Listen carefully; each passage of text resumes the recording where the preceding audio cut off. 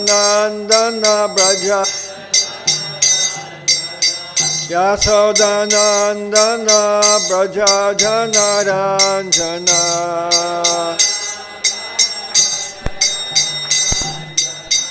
Yamuna Tira Vanachari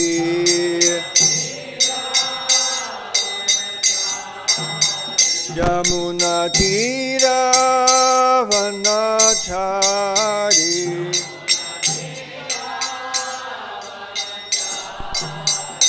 Jaya Radha Madhava Kunja Bihari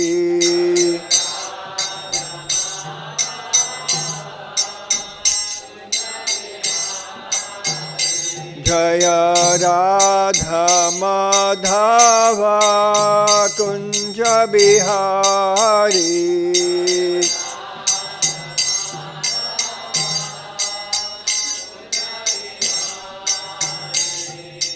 Gopi Jana Vallabha Giri Baradhari Jana Vallabha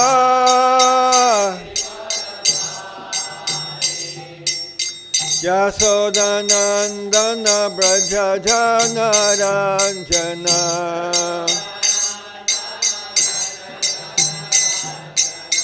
Yasodanandana Braja Janaranjana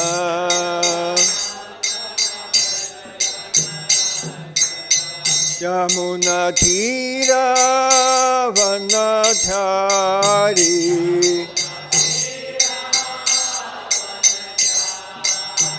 Yamuna Tira Vanachari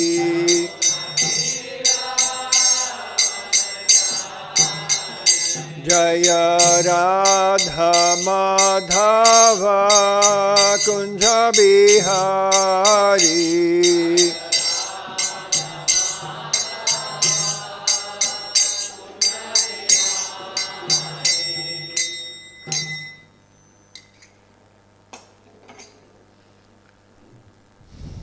Nama Om Vishnu Padaya Krishna Prasthaya Bhutale Srimati Bhaktivedanta Swaminiti Namane Namaste Saraswati Devam Gauravani Pracharine Nirvishesha Shunyavari Paschachade Sutarine Om Agana Timarandasya Ganangana Shalakaya Chakshun Militam Yena Tasmaye Shri Gurave Namaha He Krishna Karuna Sindhu Dinabandho Jagatpate Gopisha Gopika Kantarada Kanta Namostute Tapta Kanchana Gaurangi Radhe Vrindavanishvari Vrishabhanu Sutadevi Pranamami Hari Priye Vanchakalpatrubhyascha Kripasindubhyevacha Patitanam Pavanebhyo Vaishnavebhyo Namo Namaha Jaya Shri Krishna Chaitanya Prabhu Nityananda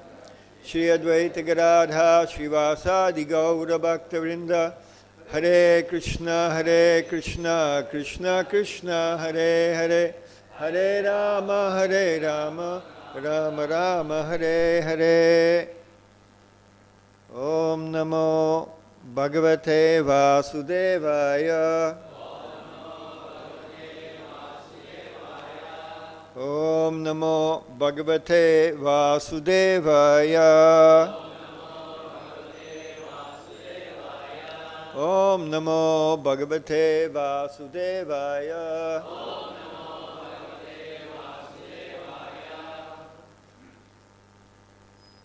So we're reading Srimad Bhagavatam, 2nd Canto, Chapter 2, Text 1.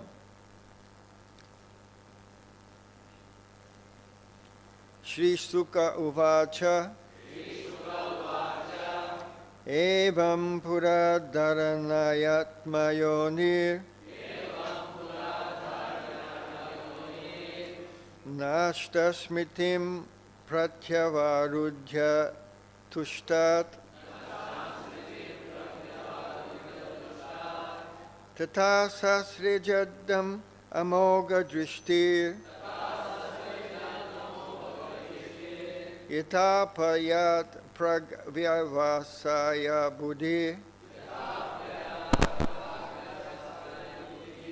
śrī Śukadeva uvāca evaṁ purā dhāraṇayātma-yonir naṣṭāṁ smṛtiṁ pratyavarudhya tuṣṭāt tathā sasarjedam amogha-dṛṣṭir yathāpyayāt prāg vyavasāya-buddhiḥ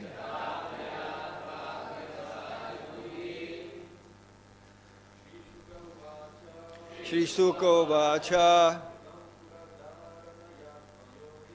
evaṁ purā dhāraṇayātma-yonir naṣṭāṁ smṛtiṁ pratyavarudhya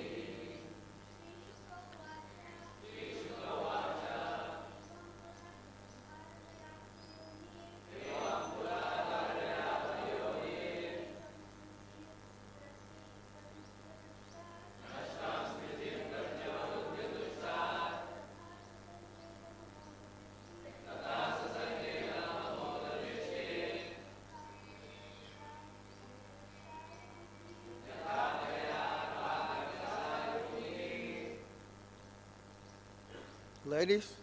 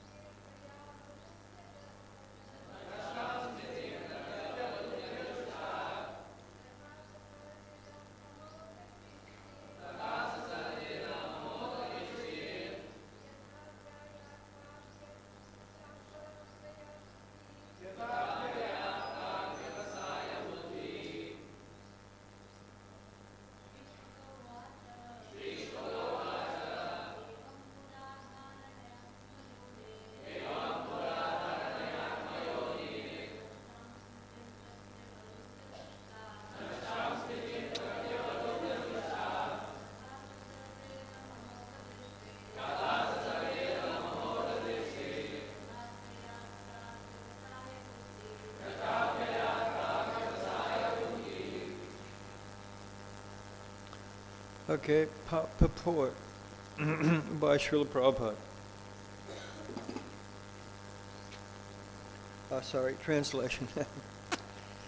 Śrī Śukadeva Gosvāmī said, formerly, prior to the manifestation of the cosmos, Lord Brahma, by meditating on the virāṭ-rūpa, regained his lost consciousness by appeasing the Lord. Thus he was able to rebuild the creation as it was before. Purport by Srila Prabhupada. The example cited herein of Sri Brahmājī is one of forgetfulness. Brahmājī is the incarnation of one of the mundane attributes of the Lord.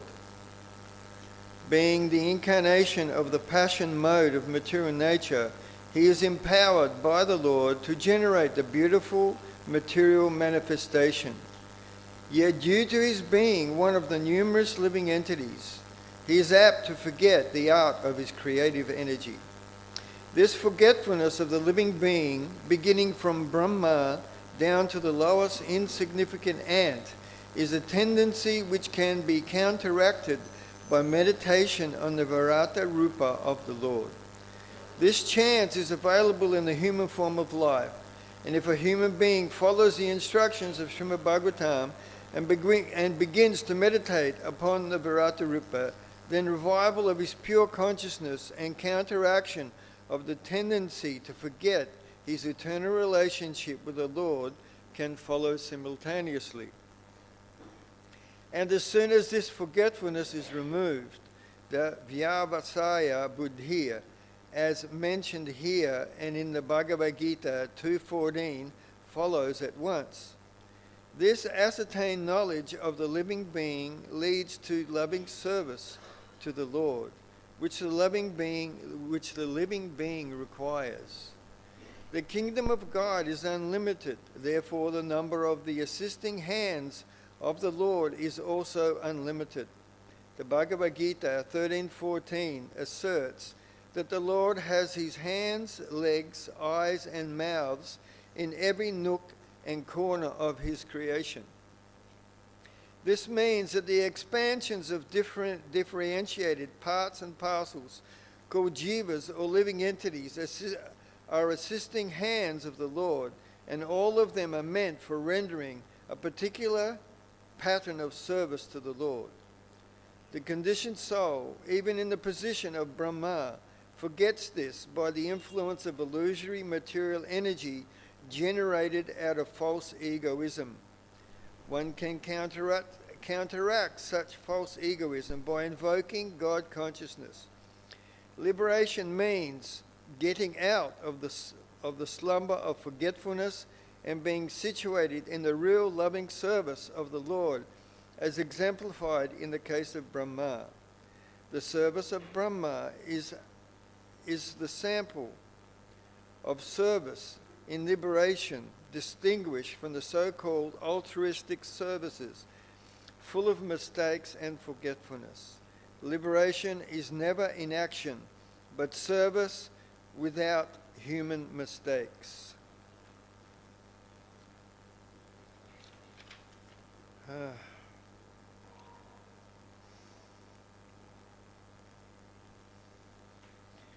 So, Prabhupada here in the purport is saying that because of false ego, because of ahankara, then we forget Krishna. So this forgetfulness is the root cause why we are in this world, why we're suffering in this world. This world is a place of suffering. There's birth, death, disease, old age, adhyatmic, adibodhic, adidevic. Who's not suffering in this world? Anybody? Even those people who are really happy, who are experiencing Maya Sukha, the happiness of Maya, how long will that last? And it is the result of their karma. So everything in this world is temporary. But ultimately, the main, I mean, everyone wants to be happy in this world. We're all pleasure-seeking by nature. So, but the pleasure in this world, the happiness of this world leads one to death. Because we are all bound up by Maya, by the shackles of Maya. And as long as we are bound up by Maya, Hankara, I am this body, I am the enjoyer, I am the owner, and I am the controller. As long as this mentality is there, then we can't be aware of Krishna. This world is the world of justice. And the spiritual world is the world of mercy. So here in this world, we're living in the world of justice. You do something wrong, you will suffer a reaction. You do something good, you get a good reaction. But in Braj, in Vrindavan, there's no justice. It's love. It's prem. Krishna says in Bhagavad Gita, if one offers me a leaf, fruit, flower, in love, I will accept. So love is the key here. We have this big false ego. We're thinking, I am the enjoyer. I am the owner. I am the controller. So what love is there?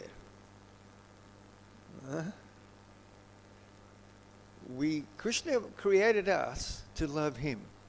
He wants our love. We have a specific relationship with Krishna. It's in a seed-like form. And Krishna wants that. And Krishna is very greedy. He doesn't want just, some of us. He wants, or a part of us. He wants all, the complete whole jiva he wants. And from the jiva he wants love. We have this love for Krishna, but it's covered now by Maya. Krishna is the enjoyer. He's the controller. He's the owner. Everything comes from Krishna. We come from Krishna. This world comes from Krishna. We're always dependent on Krishna. But because of this big false ego, I am the enjoyer, I am the controller. Don't you know who I am? I'm such a big important person. So because of this false ego, we are separated from Krishna. We are dislocated, dislodged from a relationship with Krishna. And what the jiva really wants, what we really want, we want love. If someone offers you, like a huge mansion with hundreds of servants, with a BMW, maybe 10 of them, maybe 10 Rolls Royces, all material facility, a ton of gold, a ton of silver, all that is available in this material world for enjoyment. If someone offers us that and we have a choice, we accept this or we accept a life with loving family members who will love us. So where will we be the most happiest? We will be the most happiest where there is love. There is a small section of Krishna says in Bhagavad Gita. There's two types of human beings. One is attracted to sense gratification. One is attracted to opulence. Now, everyone likes sense gratification and opulence, but in each human, there is one of those two is more prominent.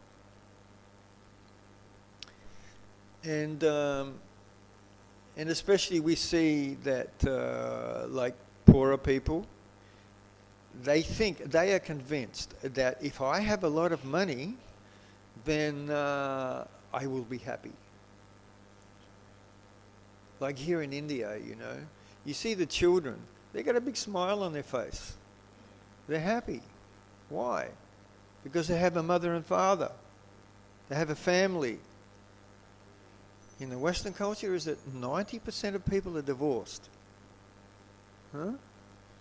Big BMW, double-story $1 million house, Rolex watch, designer clothes. They're crying. They're driving in their BMW, they're crying. Why? Because the wife has a boyfriend. The children are crying at school. Why? Because they're separated from their father. Their mother has some strange man in their life who doesn't love them.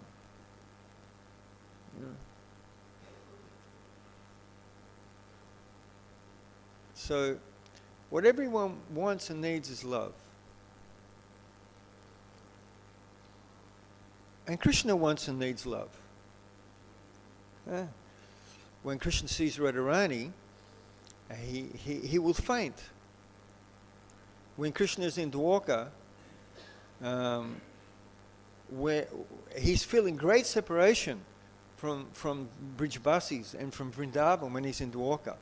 So whenever he thinks of the gopis, his body turns to stone. It's not moving.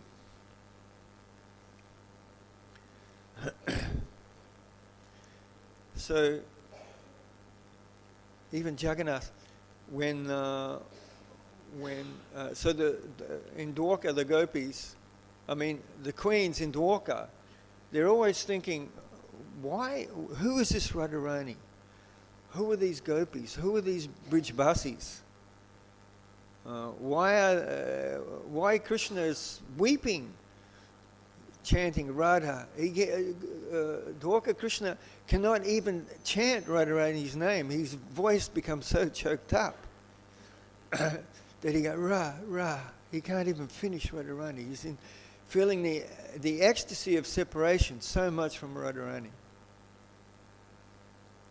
Krishna is a long way away in Dwarka, but he can't forget Radharani. He can't forget the gopis, because their love is the highest love in the whole creation. No one loves Krishna as much as they do, and especially Radharani. Her love for Krishna is greater than all the gopis.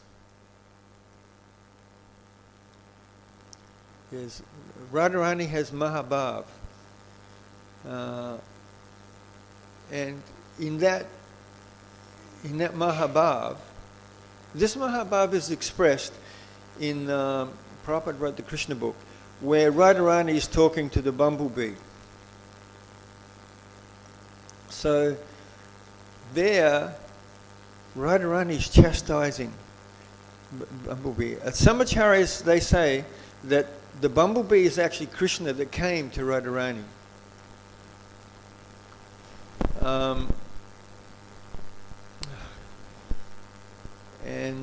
But Radharani is talking to the bumblebee as the messenger of Krishna.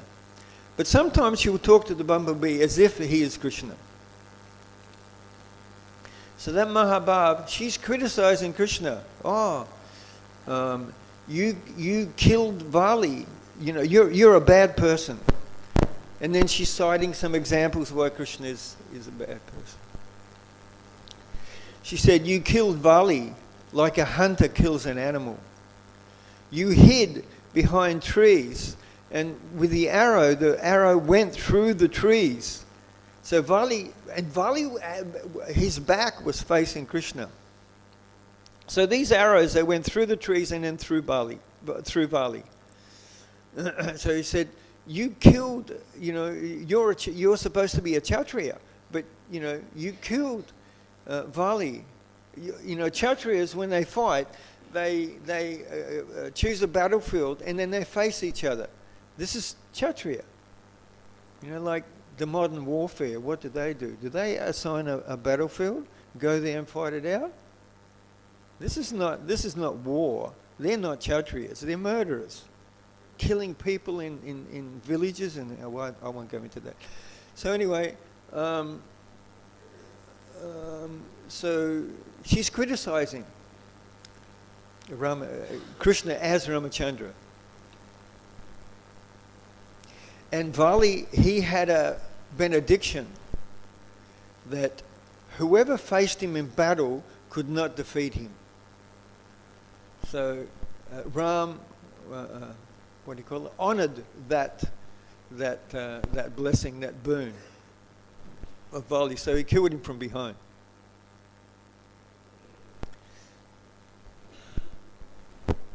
So this Mahabhava of Radharani, this is, you know, the gopis don't have this Mahabhava. Only Radharani has this such a high level of love for Krishna. So this, and then, so this, she's mad. Out of prem, she's mad. She's criticizing Krishna like this. She said, as a little Brahmin boy, Vamanadev, he surrendered to you. He asked you for he asked Bali Maharaj for 3 steps of land. So with the first 2 steps, Krishna covered the whole universe. So then Vamanadev said, you promised me 3 steps. Now I don't have anywhere else to put my last step. Where will I put my last step? So Bali Maharaj gave his head. So Krishna then put on his head. And then Krishna tied him up with ropes. Radharani saying, you know, your devotee surrendered everything to you. And in return, out of gratitude, you tied him with these snake ropes. The snake ropes are the most strongest ropes. Who can escape the ropes when they're tied by these snakes from the lower world? And then with his foot on Bali Maharaj's head, he pushed him down to Sutala Loka, down into the lower worlds. So Radharani is saying, what sort of person is this? He has no gratitude. He's a very bad person. So she's like in madness, like in prem. She's feeling so much separation from Krishna. She's experiencing this Mahabhava, this madness of prem. I mean, we jivas, we don't have that capacity to go that high in prem like a Radharani does. Even the gopis don't. What to speak of Mother Yasoda and the Sakas. But we do have this potential to make Krishna happy. And this is through love.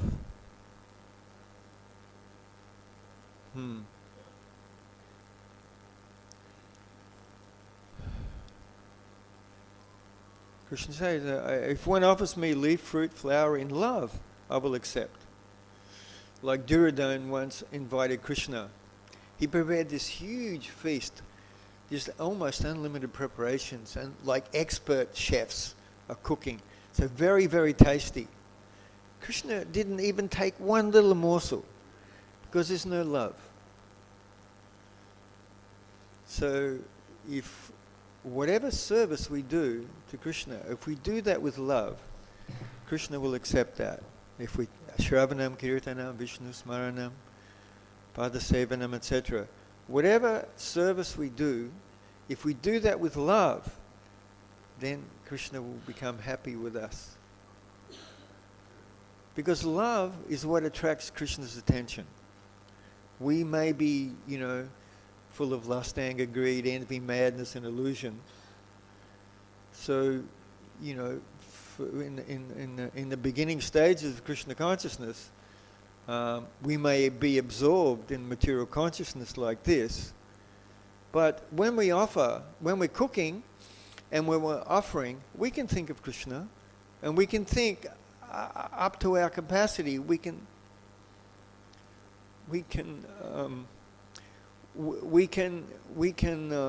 cook with love. We can offer Krishna with love, whatever our capacity allows us.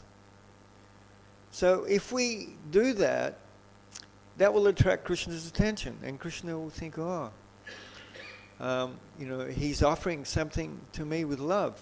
I will accept that.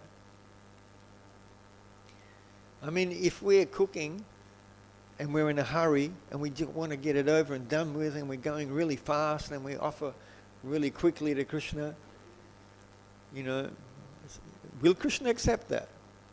Maybe, maybe not. But if whatever we offer to Krishna, if we do that with love, then that attracts Krishna. Like, because Radharani has the highest love for Krishna. To Krishna, she's the most attractive to Krishna. Like this one pastime where Radharani looks into Krishna's eyes, and she sees that Krishna is loving her so much. So then, when Radharani sees the love in Krishna's eyes, then her love increases. And when Krishna sees her love increasing, you can see in her eyes, then his love increases for Radharani. And it's eternal. There's no end to this. The pastimes in Braj, not only are they eternal, but they're ever developing. They're ever fresh, and they're ever, sorry? What?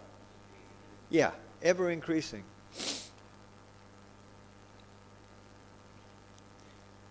In this world, what? You know, we have a nice meal, that's the end. We may have a relationship with our wife or whatever, again, and then lasts for how long? 10 minutes, 30, depending on the man. And then it's over. And again, and again, and again, and again we do this, chewing the chewed. It's the same thing, again and again and again. Whereas in Braj, ever-increasing eternal relationship. Because in Braj there is no past, present and future. Like within this world, we're controlled by past, present and future. What I said just then, that moment's gone. That's the past. What I'm saying now is the present.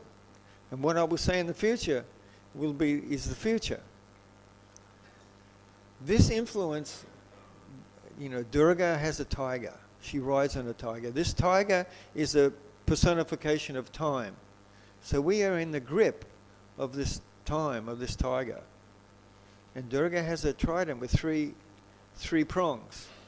Adhyatmic, adhibaudic, adhidevic. Miseries caused by one's mind and body. Miseries caused by other living beings, and miseries caused by natural phenomena. So we are in the grip of the tiger of time, and at the same time she's piercing us with suffering. Doesn't matter who we are. Everyone suffers in this. The most powerful person, doesn't matter. They're suffering. Like President Clinton. His secretary exposed him for seducing her. He couldn't sleep at night. You know, the most powerful man in the world, he can't sleep. He's so stressed. Huh? No one's free of suffering in this world. Doesn't matter who we are. So, and in this world, I mean, there is love in this world, but it's dependent. Like, if a husband has a beautiful wife, then he will love her. And if a wife has a very powerful, wealthy husband, a very successful husband, she will love him.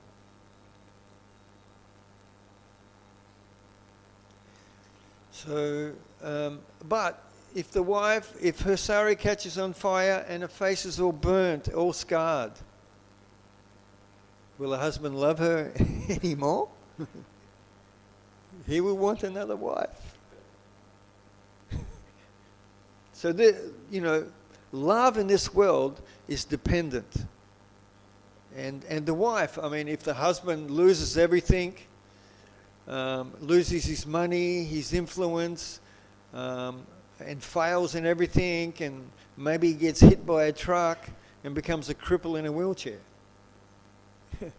That woman, very difficult for her to continue. Will she love that husband anymore? So, But in Braj, the prem has no conditions. Prem has everything to give and nothing to take. When Radha and Krishna are in the kunjas of Vrindavan, when they're having intimate pastimes, like very intimate pastimes, there is no calm there. There's no lust. Lust is like a need, a desire. And when that lust is fulfilled, then there's a feeling of satisfaction and also appreciation. Like, the husband, they appreciate the wife. It's like a type of love. But that love is dependent on the wife satisfying the husband. Whereas in Braj, there's no calm there. When Radha and Krishna are performing their pastimes in the dead of night in the kunjas of Vrindavan, Jai Radha Madhava Kunja Vihari, we sing that song every day. That's Radha and Krishna in the kunjas of Vrindavan. The intimate pastimes we can't even imagine. But Krishna doesn't have calm. He doesn't have lust that he needs Radharani to fulfill that lust or satisfy that lust. Same with Radharani. This relationship is not based on lust. It's not a material relationship. Krishna becomes happy when he makes Radharani happy. And Radharani becomes happy when Krishna becomes happy. So when Radharani is in Mahabhav talking in the madness of Krishna Prem, she knows that this will make Krishna happy. Krishna says that I am not satisfied so much by the devotees in Vaikuntha who are worshipping me with awe and reverence. He says, I am not as happy with them as I am with the Brijvasis who don't know I am God. They don't know I'm the Supreme Being. Govindamari Purusham, they don't know. Radharani sees Krishna as her boyfriend. And criticizing Krishna like this, there's no Aishvarya there. There's no a little smell of Aishvarya there. Like the queens of Dwarka, there's some Aishvarya there. Not a lot, but there's some. They know that Krishna is the Supreme Personality of Godhead. But sometimes they forget, sometimes they remember. But the inhabitants of Vrindavan, they don't know Krishna is God. They don't know He's the Supreme Personality of Godhead. A Saka will take a bite of a rasagula and then give to Krishna in his mouth. Is there any Aishvarya there? So Radharani, she's criticizing Krishna. You're a bad person. You're a bad black person. I don't even want to look at a tamal tree because it's black. Anything black reminds me of Krishna. I don't want to see anything black. This is madness.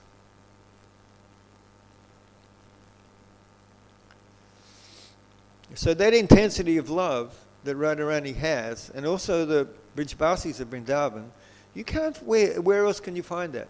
You can't find that in Vaikuntha. You can't find that in Ayodhya. Where can you find that? Only in Braj. And Krishna wanted the whole world to understand what such high love and attachment the gopis and especially Radharani had. He wanted the whole world to know that. So he sent Uddhav to give a message. And Uddhav, he's a very learned person. I think his guru was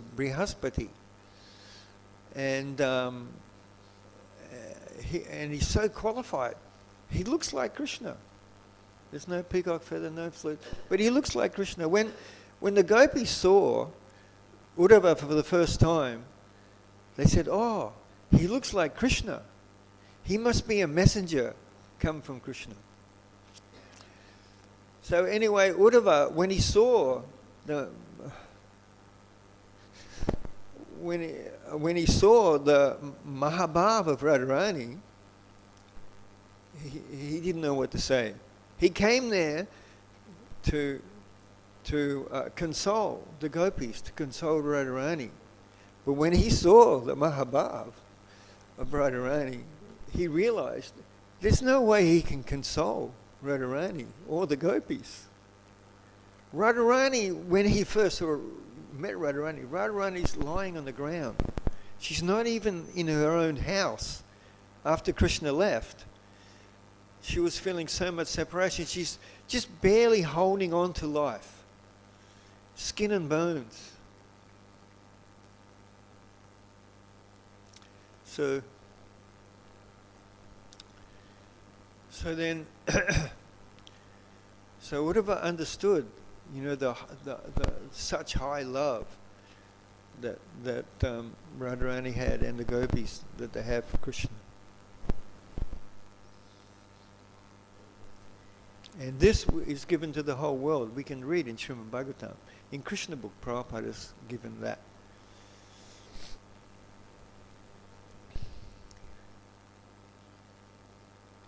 And Krishna this love of Radharani, it makes him so happy. He's totally satisfied with Radharani. When Radharani does man, when she will not talk to Krishna, she will not look at Krishna, she will not talk to Krishna, she will not meet Krishna. Then you see, Radharani, she can't actually do man on her own. Without Lalita, it's not possible for Radharani to do man. She just wants to run to Krishna. Even one moment separation from Krishna is too much for her. But she knows that if she does man, then this will make Krishna happy. Separation and union. If there is no separation, then the union is not so delightful. Like when husband and wife, when they have a fight, and they don't talk to each other. And then when they finally come to some agreement, and then, it's like so exciting, it's so wonderful, so stimulating. So without separation, there's no real happiness in union. So Radharani knows that this will increase Krishna's love for her. So that's why she does man. And so Lalita is telling her, you can't look at Krishna. You can't go to Krishna. Radharani just wants to jump up and run to Krishna. Says, no, you can't. And both Lalita and Radharani, they know that this gives so much happiness to Krishna. So then Krishna, his mind is working. How will I break this man?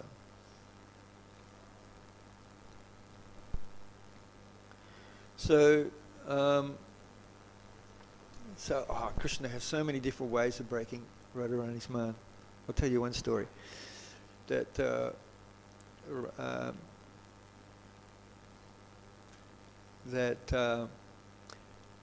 Radharani had a benediction that whoever ate her prasadam, her cooking, he would become healthy and wealthy, prosperous.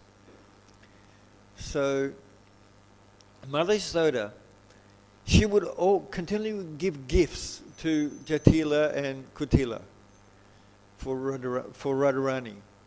Because your Mother Yashoda is a little afraid. If I don't give gifts, then she will not send Radharani. So I have to make her happy.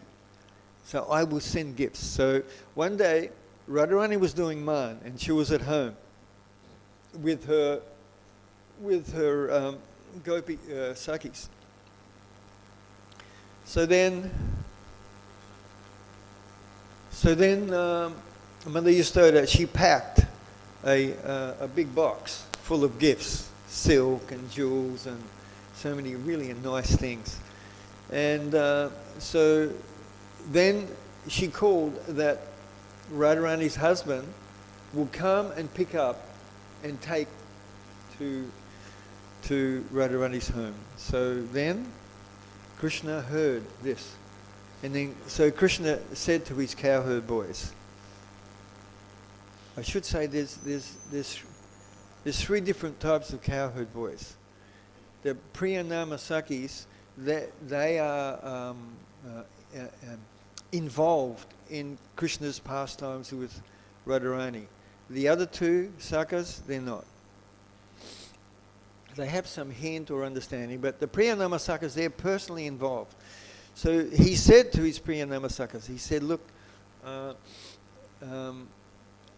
this trunk is going to Radharani, and so we will take everything out of the trunk, we will hide it, and I will climb inside.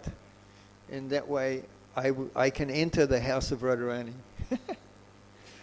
So he did that, and Radharani's husband came and took the trunk, and then when he brought it into the house, then he said to Kutila, oh, here's the trunk of gifts from Yasoda.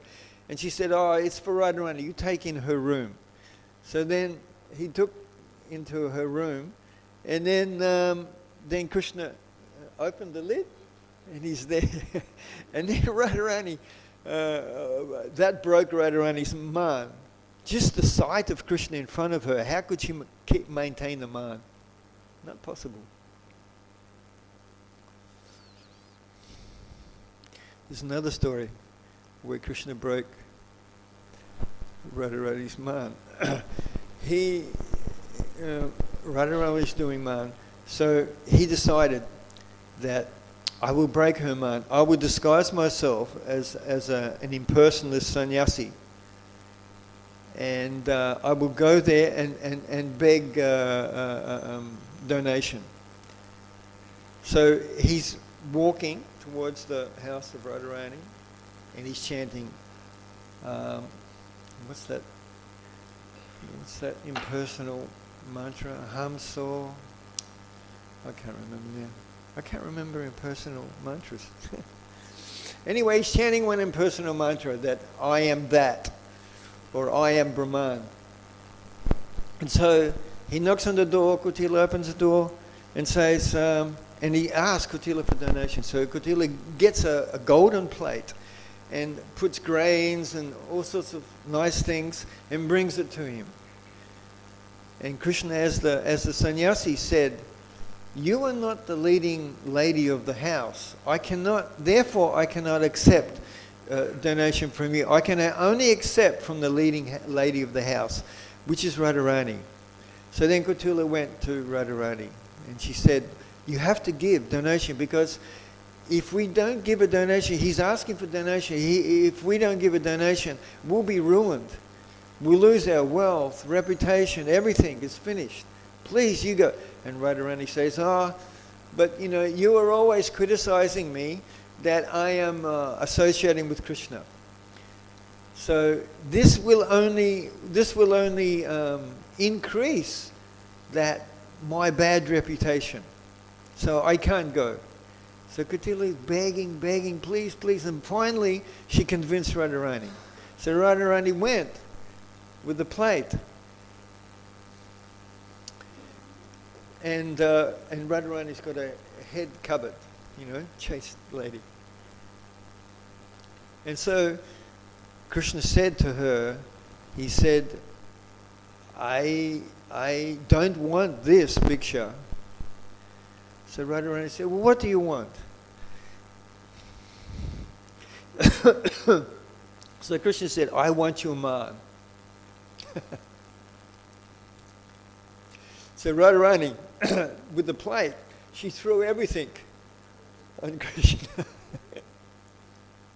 And that way Krishna took her man. But Krishna is very clever. And all these pastimes of Radha and Krishna, if we can absorb ourselves in these pastimes, then we'll forget about this material world. We'll forget about our lust and anger, greed, envy, madness, illusion. And that's what Krishna wants from us, and that's what Prabhupada came to give us. Prabhupada came to give us Krishna Prem. All the different services that Prabhupada gave us, everything, ultimately, the ultimate goal of all of that is to attain Krishna Prem. And so, without this Prem, we have nothing. Without love, we have nothing. What do we have? We have a body, bones and pus and blood. We're so proud of our body. It's so valuable to us. It's nothing. And eventually the body will die.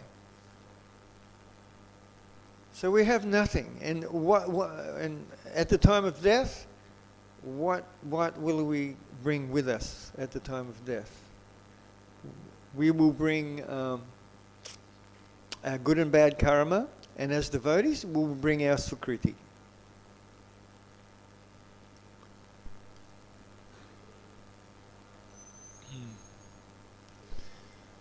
So, Krishna consciousness is the process of love. Everything is based on love. And so, whatever standard, whatever level we're on, we should try and increase that love. And that will make Krishna happy. And when Radharani sees that we are serving Krishna with love, oh, she becomes so happy. She will bless us. Okay, any questions?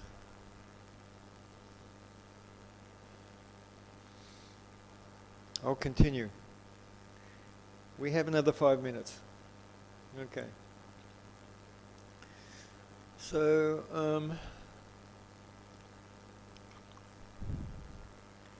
like Krishna says that I just explained before, how the love, the service and the love of my devotees who have Aishvarya, who have or in reverence, does not satisfy me like the devotees in Braj who don't know that I am God. So,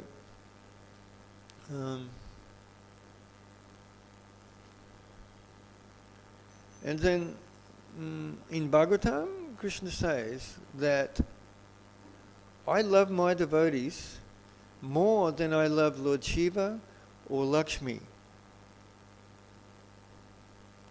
So, for a devotee to get Krishna Prem, it means that Krishna will give himself to that devotee.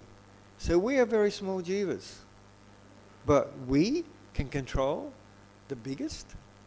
We can control God, the Supreme Being, Govindam Adi Buddhism. We can control that Supreme Being with Prem.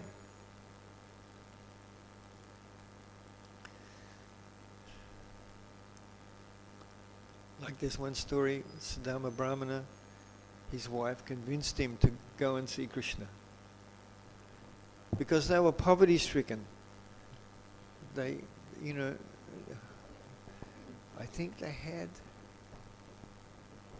I'm not sure. No, I shouldn't say. But anyway, they were so poverty stricken, they were skin and bone. They were hardly eating. And so his wife then talked him into going to see Krishna and asked him to help. So then when he arrived in Dwarka, he told the gatekeeper that he was Krishna's friend from Gurukul.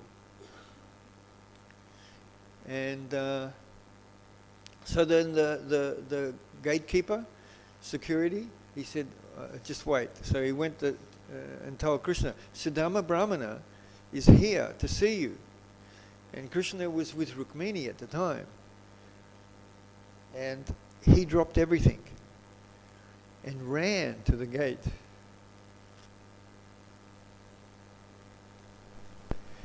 And Rukmini she's looking, what happened? Where did Krishna go? He dropped everything. He just ran to see his devotee. So much love Krishna has for his devotees. And then he embraced Sudama Brahmana. And he was telling Sudama Brahmana, you know, how much he missed him, how much he loved him. So, this is the purpose of human life. Krishna created this human form of life that we can attain Krishna Prem, that we can control Krishna by Prem. So we should try and develop this love for Krishna. We all have love.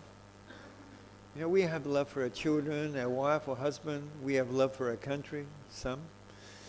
We have love for a BMW even. So, inanimate objects we have affection for. Even this body, it's made of matter. We have so much love and affection for this body. It's not that we can't render service to Krishna, you know, without love. We can do that. So, if we want to make our lives successful, if we want to become happy, then we should try and increase our love for Krishna. That's all Krishna is interested in. That's all Guru is interested in. Guru loves us because of our potential to make Krishna happy. Because we are parts of Krishna. Because he loves Krishna. Then because we're a part of Krishna, he loves us.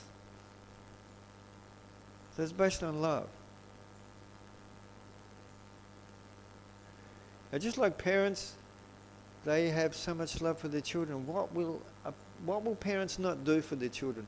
What suffering or what inconvenience will they not endure for their parents?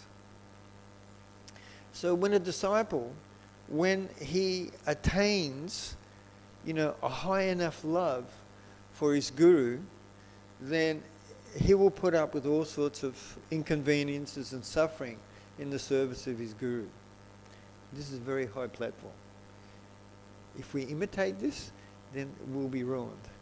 But we should start from the stage we're in, and then we can gradually develop our love for Krishna and our love for Guru. And eventually our love will come to that point. We will do anything for Guru and Vaishnavas and Krishna.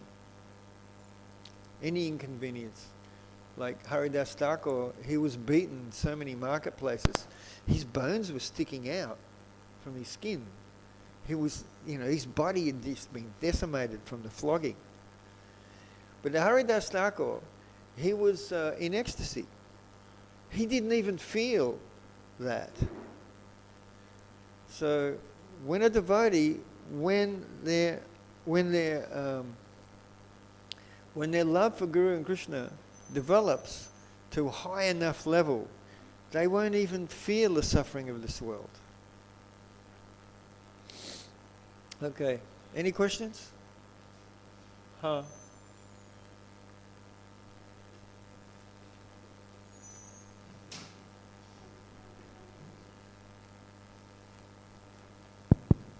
Bro, thank you for the wonderful class. Thank you for coming. Bro, you mentioned that we have to slowly develop our love for Guru and Krishna. So can you throw some light on this aspect? Like, how do we develop love for Guru, Krishna and the devotees, like, so that we can attain that stage? Like you said, it's very advanced stage. Do anything for the Guru and Krishna. Yeah, it's a slow process. We gradually make progress slowly. And but like I said, if Krishna says, if one offers me in love, I will accept. So that's the process of Krishna consciousness. It's based on love. It's not based on anything else. I mean, because we're materialistic and we have so much faith in power, wealth and fame, then we can get confused between Krishna consciousness and materialism. You know, like if a devotee is very powerful, very charismatic, you know, we can think, oh, you know, he's very advanced devotee, Krishna consciousness. We can think like that. But as we make advancement, we'll be able to see, oh no, this is not Krishna Prem, this is just a material qualification. But in the beginning, we can get confused, you know. Because we see Krishna in the temple. We don't see Krishna in every atom. We don't see Krishna in every living being. So it's a gradual, slow process. And if you apply, like if you read Prabhupada's books, Prabhupada's explained everything there. Shravanam, Kirtanam, Vishnu Smaranam. That's, you know, the 9 processes of devotional service begins with Shravanam. So Shravanam is the most important thing. Without Shravanam, there is no Vishnu Smaranam. So the secret is Shravanam, and then to follow. And also in Chaitanya Charitamrita it said, Sadhusanga, Sadhusanga, Sadhusanga, Sarva Siddhi Hoy.